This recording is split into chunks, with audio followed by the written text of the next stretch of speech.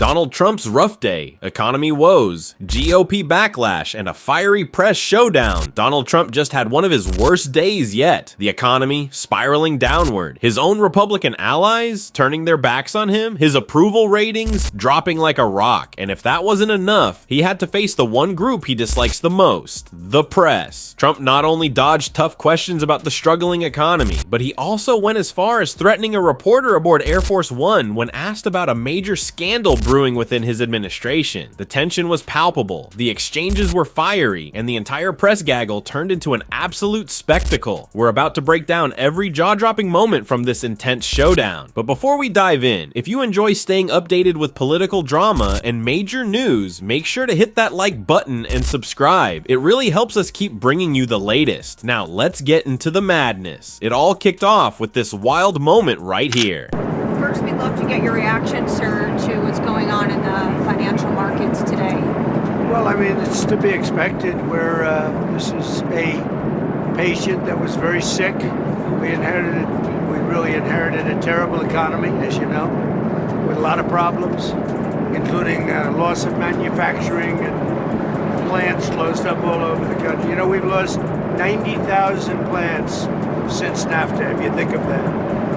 90,000, it's not even believable, and about 6 million jobs. And so it was a sick patient. It went through an operation on Liberation Day, and it's going to be a booming country, a very booming country. It's going to be amazing, actually, and we see it because we have trillions of dollars committed to come in, trillions. Trump's economic meltdown, reality check, or just sour grapes? Let's talk about Trump's so-called bad economy, because just a short while ago, there was zero indication of an impending recession. The stock market, surging. Job growth, strong. So what exactly is this bad economy Trump keeps complaining about? Is he just upset that Joe Biden actually beat him in 2020? That Biden's economy outperformed his? Is this all just about bruised feelings? Because history is starting to remember him as an economic failure. Trump's rants are nothing new, but this time he took it to another level. And just when you thought the theatrics couldn't get any wilder, he launched into this next tirade. Cue the madness. I haven't seen you in a while. $5 billion. For $5 million, this could be yours. That was the first of the cards. You know what that card is? Gold card. It's the gold card. The Trump card, gold card. Who's the first buyer? Me. Who's the second? First. I don't know, but I'm the first buyer. It'll be out in about less than 2 weeks. Trump's gold card, just another vanity project. I'm starting to think this whole gold card scheme was never about policy, economics, or even immigration. It was just another way for Trump to slap his face on something. Because honestly, that is so Trump. Let's be real. He doesn't care about the financial impact. He's not thinking about who might exploit this system or what the long-term consequences could be. Nope. The goal here? Pure self-promotion. For Trump, everything is a transaction. It's not about principles, it's about profit. It's not about leadership, it's about branding. And guess what? He actually admitted as much when discussing a deal he struck, proving once again that corruption isn't a bug in Trump's world, it's the whole system. And that brings us to this jaw-dropping moment right here. And it's going to make our country very rich. But are you open to deals with these countries if they're calling you? Well, it depends. If somebody said that we're going to give you something that's so phenomenal, as long as they're giving us something that's good.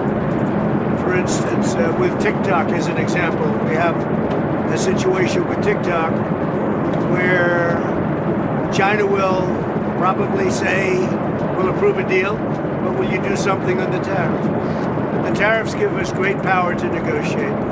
Always have. I've used them very well in the first administration, as you saw, but now we're taking it to a whole new level because it's a worldwide situation, and it's very exciting to see. And what it's done is driven a lot of great companies to our country, and you're going to see construction starting all over. I got a couple of calls from Lee Zeldin from Environmental. He's got some big plans to approve.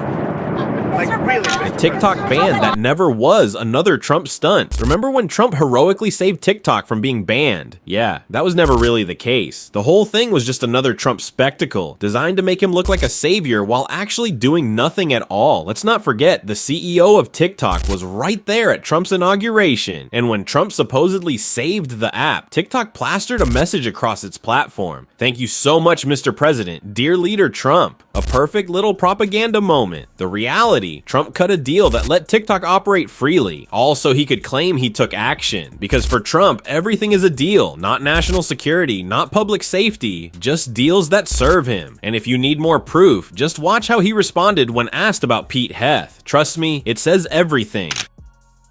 When could that happen? On Pete Hegseth and this IG investigation, do you want to weigh in on that? What is it? There's an IG investigation into the Secretary of Defense's use of the Signal app. Oh, is that, you're bringing that up again? Don't bring that up again. Your editors probably. That's such a wasted story. So what else? Chinese Trump farmland. swore on the press, a clear threat. Don't ask about that again.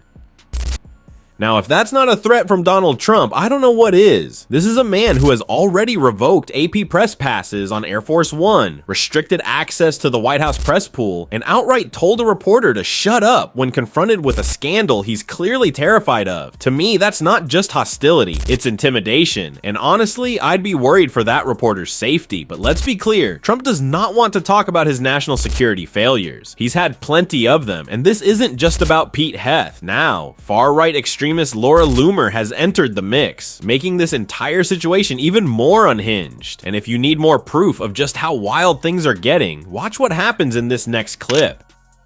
Not seen. Also, Can you tell us a little bit about your meeting with Laura Loomer and Mike Waltz today and how that came about? so Laura Loomer is a very good patriot. She is a very strong person, and I saw her yesterday for a little while. She makes recommendations of things and people, and sometimes I listen to those recommendations like I do with everybody. I listen to everybody and then I make a decision. But I saw her yesterday. She was at the ceremony, and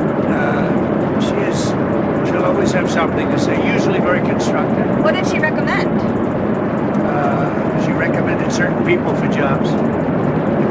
Adding to the administration, not Adding. Who but did she not recommend? firing. Well, she'll recommend that too. But yesterday she recommended some people for jobs. Did she have anything to do with the NSC aides who were ousted? No, I don't know. Do you know how many, sir? Do you know how many from the NSC? Not many. Was it 5, a dozen? I really don't know. Who does Loomer want? There were a couple that I know. Who did Laura recommend hiring?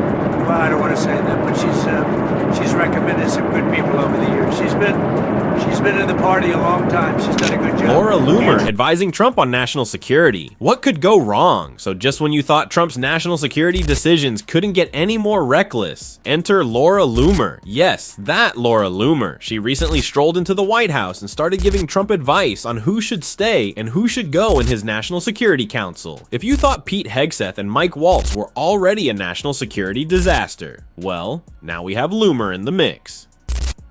Feeling safe yet? Yeah, me neither. And just when you think the chaos stops there, Trump had this to say about fixing the economy, with, of course, tariffs. Because why not make things even worse? Like really big. How long will it take to get American manufacturing to where you would like to see it?